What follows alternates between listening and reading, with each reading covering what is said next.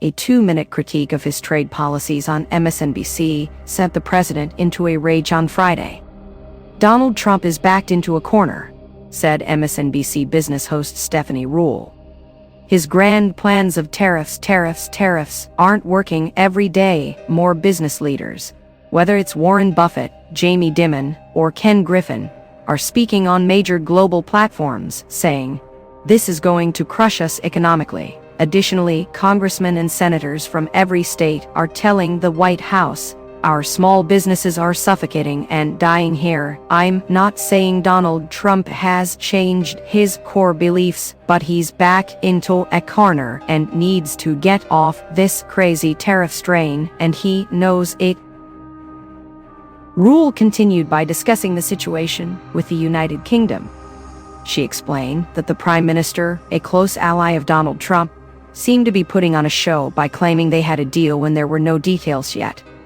There remains a 10% tariff, which is why Jay Powell is not cutting rates, because 10% is still more than triple what it was. This will continue to be painful, especially for small businesses. She emphasized the importance of the language surrounding China. A week ago, China was firm in saying they wouldn't engage unless tariffs were lowered, and they didn't. 48 hours ago, Donald Trump stated he wouldn't lower the tariffs. Yesterday, he said, "Yeah, maybe." Today, things are softening even more. Donald Trump is looking for some sort of exit here. Ruhle highlighted the decline in cargo ships arriving at ports like Seattle and Los Angeles. She warned that unless the situation is turned around in 3 weeks, stores might face a supply chain crisis similar to what happened during COVID-19. Trump is searching for an exit strategy. Ruhle effectively exposed the president's inconsistency on tariffs. He introduced them with strong language and massive guarantees, but the reality is less compelling. On Thursday, he announced a trade deal with the UK that wasn't even finalized.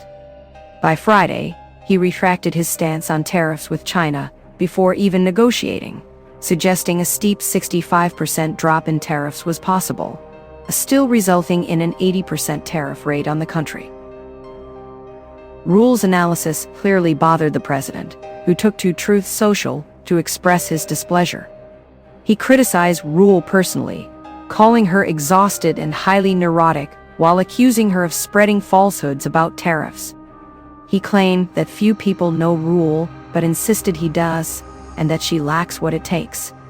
He praised the deal with the United Kingdom as amazing for both countries and mentioned British Airways ordering $10 billion worth of new Boeing planes.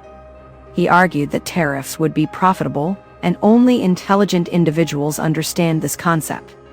He labeled MSNBC as the voice of the Democratic Party and suggested they should be treated as political advocates subject to taxes and penalties. He criticized their ratings and called for them to tell the truth. Trump chose not to engage with any of Ruhle's arguments, instead focusing on her demeanor and her workplace.